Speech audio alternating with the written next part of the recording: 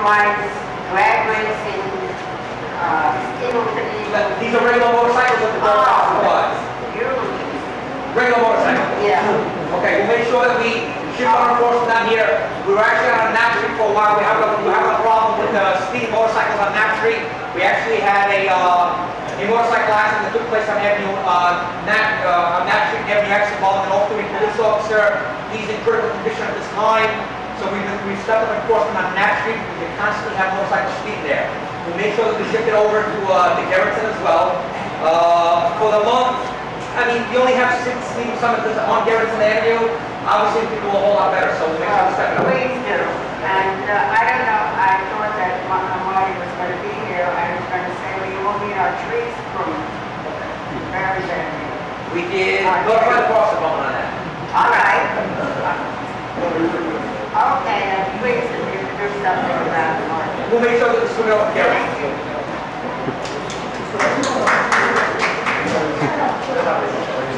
Good evening. My concern is, I'm the president of the Park Civic Association, and a lot of the members have been complaining about Stewart Street. Now, I know that's a border. How about now? Hey, all right. Let's see if it stays. This is a Marty Gold thing. Let's see if this works. Let's see. Okay. I'm going to hold it. What I referenced to was Stewart Street is kind of a border for the 61st and the 63rd precinct.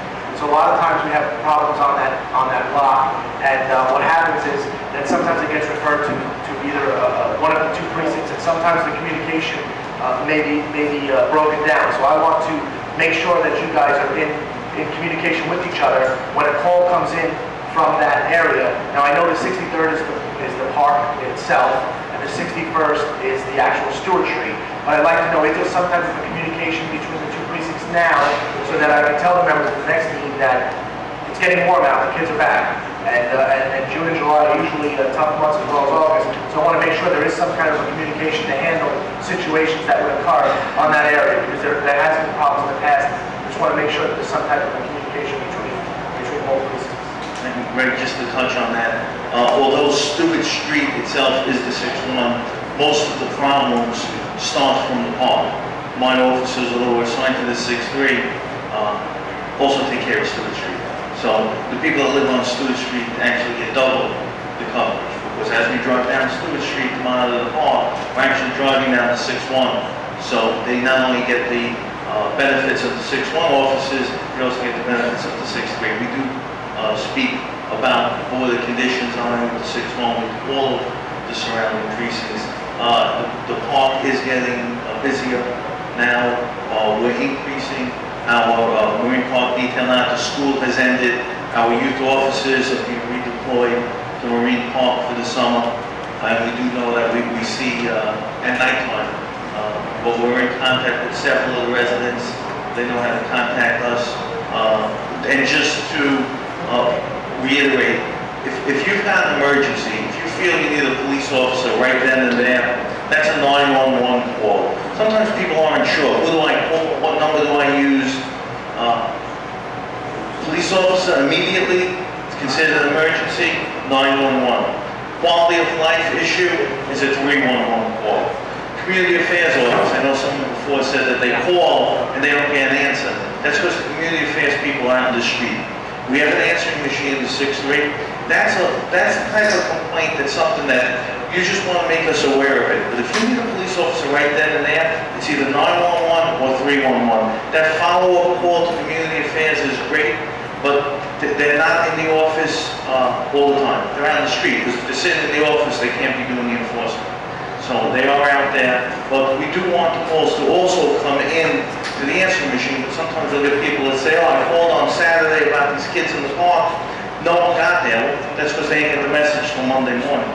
The weekends when they're not there. So that's why 311, 911, they're the ways to call. Those calls get documented, they get prioritized. 311 will give you a reference number. You can call back and find out what the disposition is. So those are the ways to call in the complaints, and yes, there is the interaction between the two. And just one more thing. Now that the new senior center is being built, I just want to make sure that they're aware that kids have a habit of playing when they're not supposed to be playing. So just maybe you could ask the control officers to keep an eye on it at night, because we don't want to prolong that thing from happening again by destroying something. So thanks, Mike.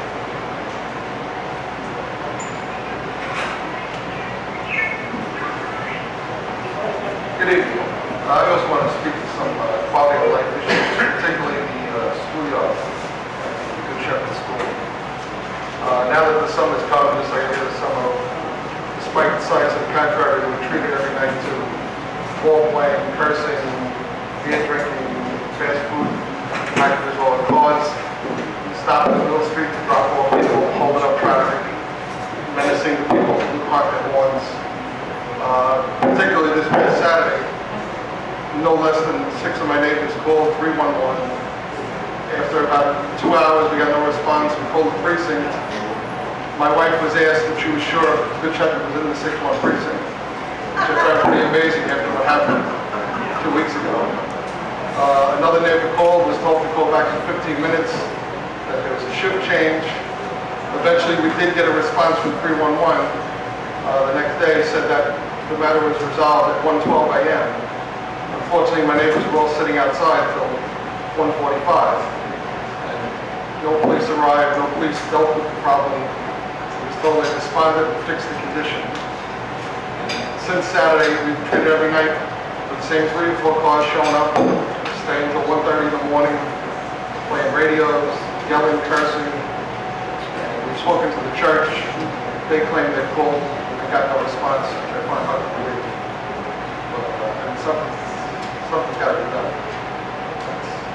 That's it in a nutshell. What I'm gonna do is, as soon as I go back to the precinct, I'm gonna actually run those 301 jobs from the clubhouse, I'll take a look at them. And what I'm gonna do is, okay, you can give that info to my community affairs officer. And what I'll do is I'll send my conditions team, which works till 3 o'clock in the morning, after Good Shepherd, and see what we can go for this weekend. Appreciate it.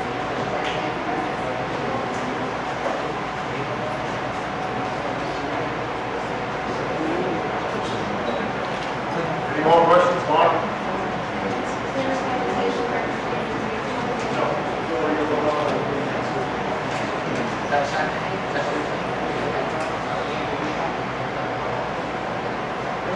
Hi, I'm Nancy, and I'm here with my family and some of my neighbors. We live over on Stewart Street, right between Avenue S and Fillmore Avenue. And we've also been calling 911 quite regularly. But we've also had this problem not only in the warm months, but during the winter, we've had the kids in there setting fires, and I think you're aware of it. So it's obviously not just when the summer months are here or spring. They've been torturing us for over years. And I remember back in 2005, we had a bias incident with the girls from St. Edmunds in the basketball court. Remember there was an incident with they were beat up or something. And I remember that we had police detail assigned to Marine Park on a regular basis. But once that detail was removed, these kids all came in. And they're not going anywhere. They're playing cat and mouse with the police. Last Friday, we had the park rangers in there, and the kids were menacing them and throwing bottles at the vehicles, and I called 911, and I said, look, you really need to send a police patrol car. I said, these kids are getting out of hand. And they challenged the rangers, and I think the rangers may have made an arrest. Are you aware of that happening? That was just last Friday. I wasn't aware of that call. No. Yeah, well, I was trying to reach you at the precinct, I think I got sent back, and I told them, Sergeant got sent back about some of the issues, but these kids, they're not scared. I mean, they will challenge, authority. We need police detail, but it has to be in the evening. I mean, after dark, like 9:30, 10 o'clock, 11 o'clock. They're in there. And there's drugs, they're drinking, underage drinking, they're urinating publicly, they're going into our driveways. I mean, I don't know what else to do. We really need help. I'm begging for help because there's no way to live. Marine Park does have a park detail. As a matter of fact, Officer Shakin, who just came in, is one of their officers. He's permanently assigned to Marine Park. I think I see you right around 6 o'clock in the evening. He's there until 11:30. I think that was the park rangers that night. Oh, well, it was pretty bad. We threw them out several times, and they came back, and one of the things got soiling into the men. Yeah, I know, I saw some of them go last. And that was about 10:30 or 11. Well, Officer Shakin's one of the officers that we have permanently assigned there. I don't normally see the vehicle, I'm right across. I can stay out and stay looking out my window, and I don't normally see the car go around. But he's usually not in the car. He's either in a scooter or on a